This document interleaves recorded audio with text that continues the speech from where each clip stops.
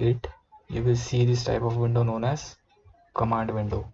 But since we are working on simulation, we have to go in Simulink. Just double click on this, then it will show you this. From it you have to simply choose blank model for the new project. So add blank model. It will again take you to this window. From this you have to click on library browser. So library browser will give you your required elements for simulation circuit, but since I've already created one circuit, I will directly show you that. So this is how single stage impulse voltage generator looks like. For as of now, I will show you how to add resistor or capacitor in the circuit. So as I have told you, just click on library browser. So you can see on the left side there are various blocks from which you can get your required element. So instead of that, you can also search the item from here. So I will simply search RLC branch.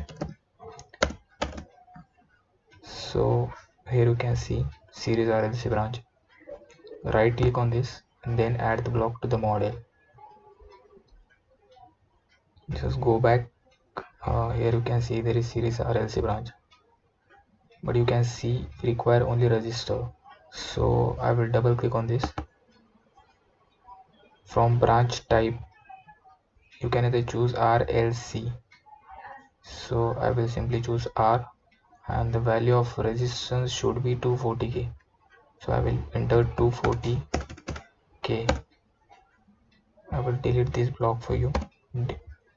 Okay, then simply add it like this. So this circuit is just like block diagrams. Instead of going in library browser, you can also search from this window itself. I don't know in which version this works, so simply search step, hit enter. You can see there is step input. I will delete this and just simply add it like this. Okay, so I will now just explain you what this circuit is. So this is basically DC voltage which we are giving to the charging circuit. This is known as charging capacitor, which is given to the ideal switch, which is simply a normal switch. In open condition it shows the voltage across it, and in closed condition it will show you the current flowing through it. The input given to this is step input, and the output is given to the scope. The step input is simply a magnitude of 1, and the scope, in scope we can see the waveform of step. On the other side we have connected load circuit or the discharging circuit. So this resistance is known as the front resistor, and this one is the tail resistor, and this capacitor is known as discharging capacitor or load capacitor. The value of this one should be greater than the charging capacitor. The reason is that it will allow the simultaneous gap breakdown to occur. So as soon as the charging circuit charges to certain value, the spark occurs in this ideal switch, and this circuit comes into the picture. So thus this capacitor discharges whatever voltage is there. To measure the voltage transient, we have connected voltage voltmeter, and we have connected scope to see the waveform. Cout is nothing but it will save the data you want in terms of real, imaginary or vector quantities, right? So what actually we are aiming for, I will show you.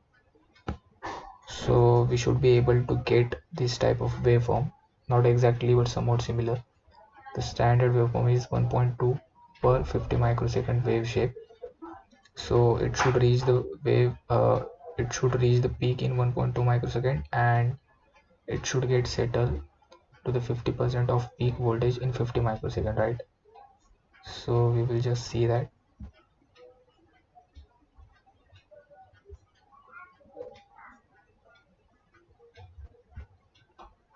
will simply hit run button. I will first show you the step input. So this is how step inputs looks like.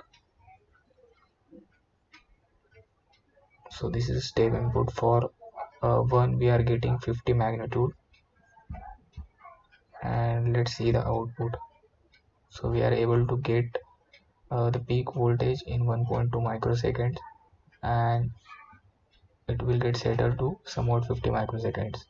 So this time is known as peak time, rise time, and this time is known as tail time. So this is peak voltage and this is tail voltage, right? So that's it.